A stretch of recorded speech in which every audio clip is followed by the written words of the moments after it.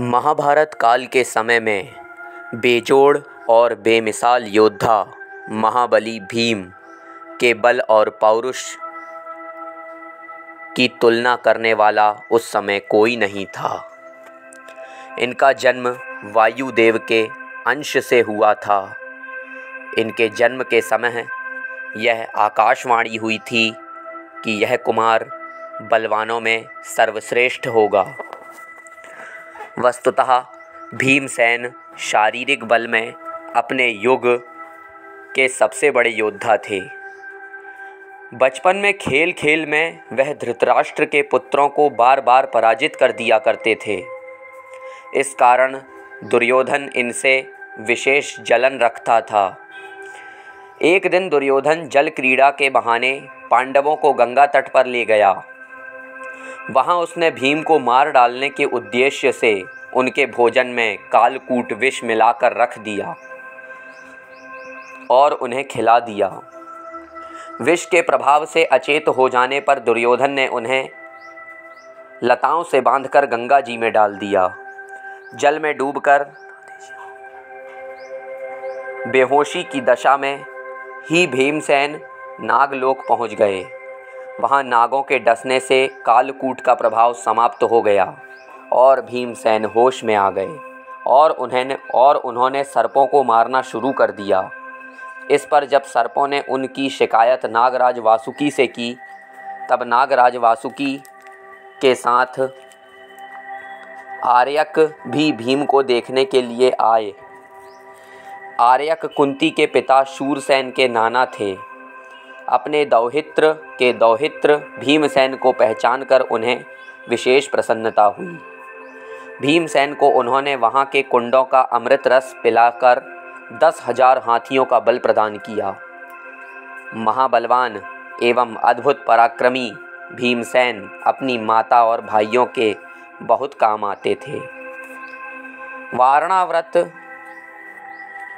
वारणावत के लाक्षागृह से निकलने पर जब इनकी हिडिंब राक्षस से मुठभेड़ हुई तो इन्होंने खेल ही खेल में उस पराक्रमी राक्षस का वध कर डाला और उसके भय से अपने परिवार की रक्षा की। महाबली भीमसेन की यह विशेषता थी कि ये अन्याय होते देखकर उसका प्रतिकार करने के लिए तुरंत तैयार हो जाते थे। अपने प्राणों को खतरे में डालकर दूसरों को कष्ट से मुक्ति दिलाना इनकी सहज स्वभाव की विशेषता थी। 10,000 हाथियों का बल रखने पर भी वह किसी के प्रति अत्याचार नहीं करते थे। अपनी माता तथा बड़े भाई महाराज युधिष्ठिर के वह अत्यंत ही आज्ञाकारी थे। एक चक्रा नगरी में माता कुंती के आदेश से अत्याचारी बकासुर का वध करके इन्होंने समाज को उसके भय से मुक्ति दिलाई। वीरता की तो वह प्रतिमूर्ति थे। भगवान श्री कृष्ण के साथ जाकर इन्होंने प्रबल पराक्रमी जरासंध का मल्ल युद्ध में वध किया। द्रौपदी के चीरहरण के प्रसंग में दुशासन के दुष्कृत्य को देख कर इन्होंने क्रोध में आकर सभी कौरवों को युद्ध में मार डालने तथा दुश्मनों को मारकर उसका रक्तपान करने की प्रतिज्ञा कर डाली और उस प्राण का निर्वाह भी किया। भीमसेन अद्भुत योद्धा होने के साथ साथ नीति शास्त्र के भी अच्छे ज्ञाता थे।